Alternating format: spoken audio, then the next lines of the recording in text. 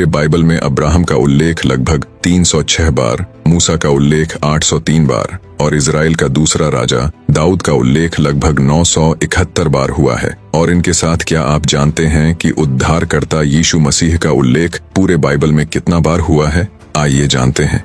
उद्धारकर्ता यीशु मसीह का उल्लेख पूरे बाइबल में 1281 बार हुआ है और इसके साथ ईश्वर के स्वर्गीय नाम यहोवा नाम का उल्लेख लगभग 6828 बार हुआ है।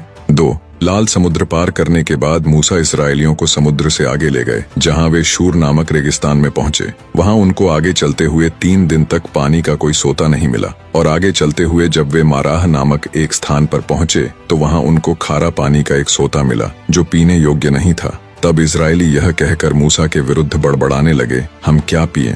तो मूसा परमेश्वर यहोवा के दुहाई दिए और यहोवा मूसा को एक पौधा का नाम बताए, जिसे मूसा पानी में डाले तो तेजी से आसमान से एक चमकती रोशनी पानी के सोते पर गिरी और वापस आसमान में चली गई।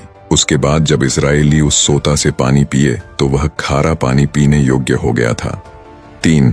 ज्यादातर लोग सोचते हैं कि अब्राहम के केवल 2 बेटे थे, लेकिन असल में उसके 8 बेटे थे। इश्माइल और इसहाक के अलावा अब्राहम के अपनी तीसरी पत्नी कतुरा से 6 और बेटे हुए और वे बेटे बाद में विभिन्न जनजातियों के पूर्वज बने, खास तौर पर अरब प्रायद्वीप में, जिन्होंने क्षेत्र के सामाजिक राजनीतिक परिदृश्य में भूमिकाएं निभाए। उसके जैसे मिद्यान मिद्यानियों का देश बना और जब मिस्र से मूसा मिद्यान भाग गया था तो उसने एक मिद्यान महिला से विवाह किया और बाद में मिद्यानियों ने इजरायलियों का विरोध किए, जो बाइबल अब्राहम के वंशजों के बीच जटिल और तनावपूर्ण संबंधों को दर्शाता है। कतुरा के बेटों के वंशज क्षेत्रीय इतिहास में महत्वपूर्ण होते हुए भी बाइबल में उनकी भूमिका इसहाक और इश्माइल की तुलना में न्यूनतम है और उनका उल्लेख केवल मुख्य रूप से इजरायलियों के साथ मामूली बातचीत के संदर्भ तक ही किया गया है, जिस वजह से इसहाक और इश्माइल को बाइबल में अधिक ध्यान मिला। 4. जब मूसा ने एक अफ्रीकी मूल महिला से दूसरी विवाह किया तो मूसा की बहन मीरियम और उसके भाई हारून ने